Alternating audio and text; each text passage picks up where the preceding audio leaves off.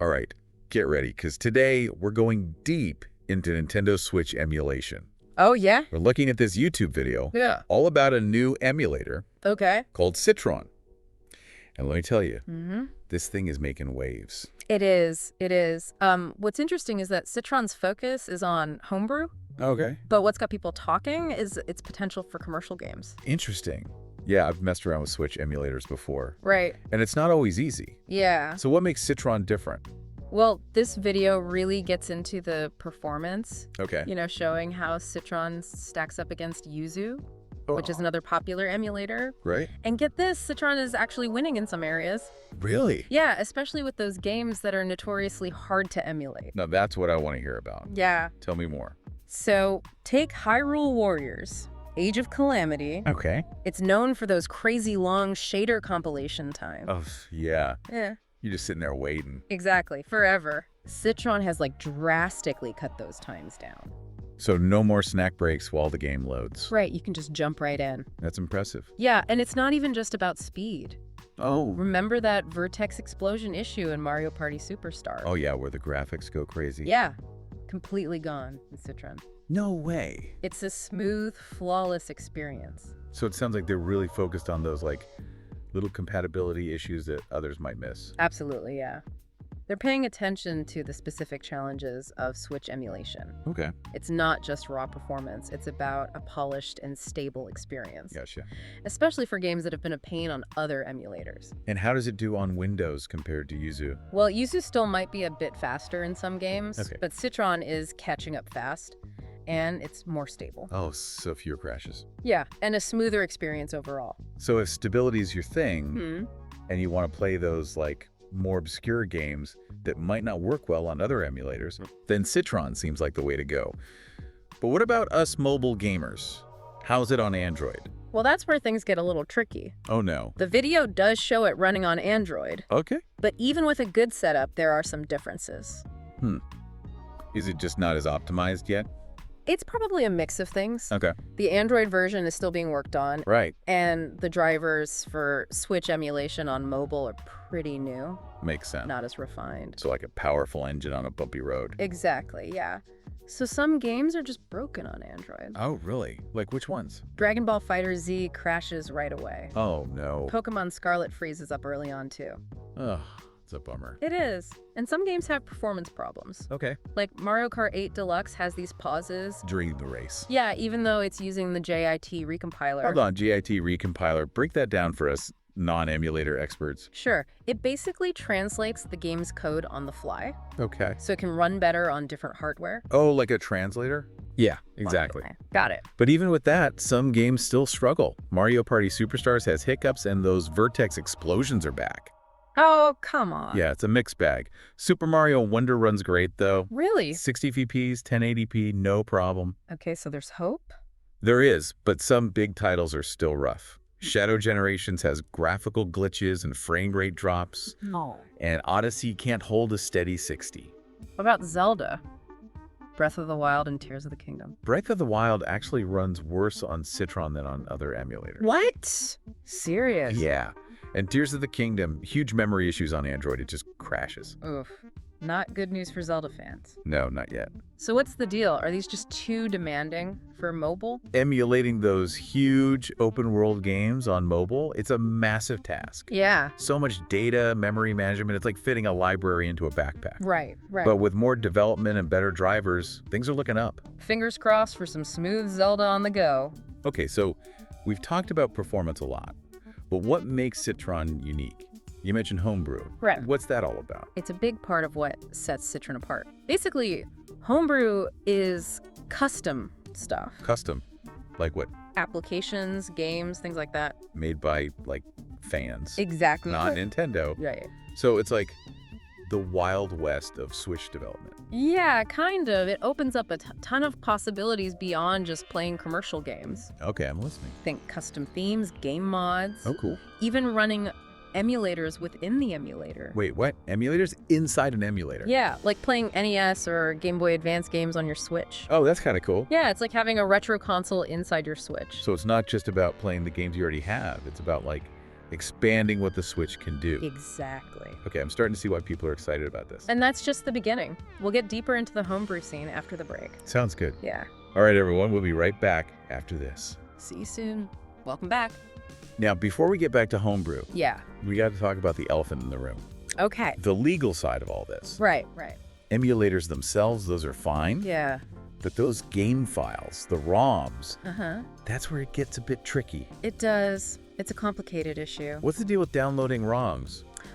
Well, generally, if you download ROMs of games you don't own, Okay. it's considered piracy. So no downloading the new Pokemon game just because I'm curious. Right, exactly. You got to be aware of the laws Okay. and use emulators responsibly. Gotcha. So back to Citron and Homebrew. Yeah. You were about to tell us why this is a game changer. Think of it this way. Homebrew lets you, personalize your Switch, Okay. enhance your experience. You have control. I like the sound of that. Give me some examples. One popular one is Atmosphere. Atmosphere. It's custom firmware for the Switch. Okay. It opens up a ton of possibilities. Like what? Custom themes, backing up your saves, running unsigned code. Unsigned code. Sounds risky. It can be, but it also unlocks a lot of potential. It's like breaking free from the official OS. So it's like taking your Switch off-roading. Yeah, exactly. You can explore new territory. I like that. What else? There are apps that let you stream to your PC. Oh, cool. Overclock your Switch. Overclock. Now you're talking. Even use the Joy-Cons with other devices. Wow. So with Homebrew, you're turning your Switch into this, super versatile machine. Exactly. It's about pushing the boundaries. Okay, I'm really digging this Homebrew thing. Yeah. But let's not forget the video. Right. It also talks about the technical side of emulating the Switch. It does. It explains that the Switch's hardware is pretty unique, Okay. especially the NVIDIA Tegra processor. So that must be hard to emulate It is. Emulators have to translate those instructions. into something other devices can understand. Right? That's why we see performance differences across games and platforms. Right. The video also mentioned memory issues, especially with Tears of the Kingdom on Android. Yeah, memory management is key for emulation. Right, yeah. As games get bigger and more complex, Yeah, with huge worlds, better graphics, they need more memory, and emulators have to manage that carefully. especially on phones with limited RAM. Exactly. It's a balancing act. So those big open world games are really pushing the limits on mobile. They are. But technology is always improving. True. New hardware, better optimization techniques. So we might see those demanding games running smoothly on our phones someday. I think so. It's just a matter of time. I'm already imagining exploring Hyrule on my phone. I know, right? But even beyond mobile, there are exciting advancements in emulation. Oh, like what? New techniques are being developed. Okay. We've got JIT recompilers now, Right? but there's more. Tell me more. Dynamic recompilation is a promising one. Dynamic recompilation. It's like JIT, but even more advanced. Okay. It adapts the translation in real time. Based on how the game's running. Yeah, exactly. It could lead to big performance improvements. So, like a super smart translator. That's a great way to put it. Cool. Anything else? Research into graphics rendering, reducing input lag, Oh yeah, lag is the worst. even emulating things like motion controls Really? and HD rumble. Wow, imagine feeling those vibrations through emulation. It's amazing what they're doing. And we're just scratching the surface. It sounds like the future of Switch emulation is pretty bright. It is. Hardware and software are both advancing. But what about Homebrew? How does that fit into all of this? It's a huge part of it. We talked about mods earlier. Right. That scene has really exploded. People are making, texture packs. Yeah, gameplay tweaks, new levels, even new stories. So players are becoming developers themselves. In a way, yes. It's incredible. That's what makes Homebrew so cool, all that creative freedom. Exactly. It's a testament to the community. I'm starting to see why Citron's focus on Homebrew is so important. It's not just about playing games, it's about fostering this community of creators, of people who want to tinker and experiment. It's like changing the definition of what a Switch can be. Exactly. Yeah. And that community-driven approach. Yeah. It's what sets Citron apart. It's not just an emulator, it's like a movement. Yeah, a movement, a celebration of creativity. And collaboration. Right. And the video also talks about Citron's focus on community feedback. Absolutely. The developers are really connected to the community. They actually listen to what people want. Yeah, they actively seek feedback, address concerns, they incorporate suggestions into their development. So it's a two-way street. It is. It's a partnership. That's great. Everyone benefits. That's why there's such a positive community around Citron. People feel heard. Yeah, they feel like they're part of it. I love that. Yeah. So for someone who's new to homebrew, where do they start? There are a lot of great guides online. Okay. Step-by-step instructions. So even if you're not super techie, you can figure it out. You can. The community has made it really accessible. That's great to hear. And Citron's interface is user-friendly. Okay. Plus, there's a lot of support available. Sounds like Citron is a great entry point. It is. So, looking at the bigger picture, Yeah. what does Citron tell us about the state of Switch emulation? Good question. I think it represents a real evolution. Okay. A focus on stability, compatibility, community. Right. It shows how far emulation has come. So what do you think the future holds? I think Switch emulation will become seamless, accessible. To everyone. Yeah, regardless of their tech skills or what platform they use. Okay.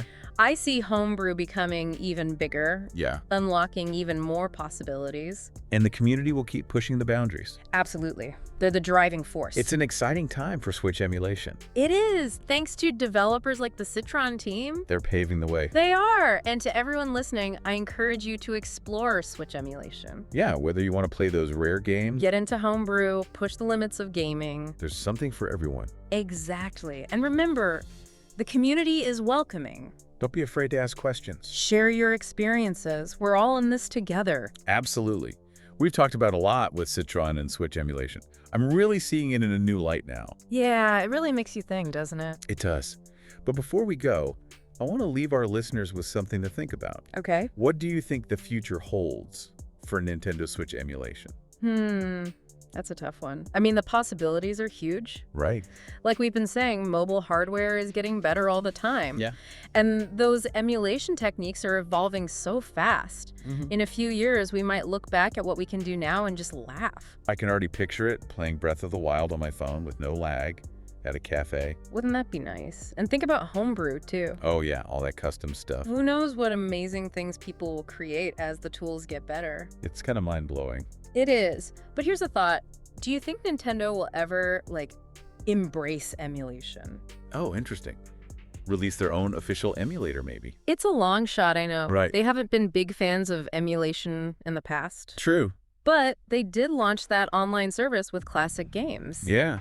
Maybe they're starting to see that people want these retro experiences. It's a possibility. Maybe they'll realize that emulation can actually keep their games alive longer. Reach a whole new audience. Exactly. It would be a bold move for sure. It would. But you know what? Even if Nintendo never jumps on board, Yeah.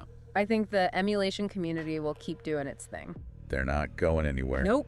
They're passionate, they're innovative. Pushing the limit. That's what drives them. So to all our listeners out there, Yeah. stay curious. Explore Switch emulation. It's worth checking out. Whether you want to play those rare games, try out homebrew, or just, see what's possible with technology. Something for everyone. There really is. And remember, the community is awesome. Super eventful. So don't be shy. Ask questions. Share what you're doing. We're all in this together, ready. Absolutely. That's what makes it so fun. Well said. Well, I think that about wraps it up for this deep dive. Yeah, I think we covered it all. Thanks for joining us, everyone. And until next time, happy emulating. See you later.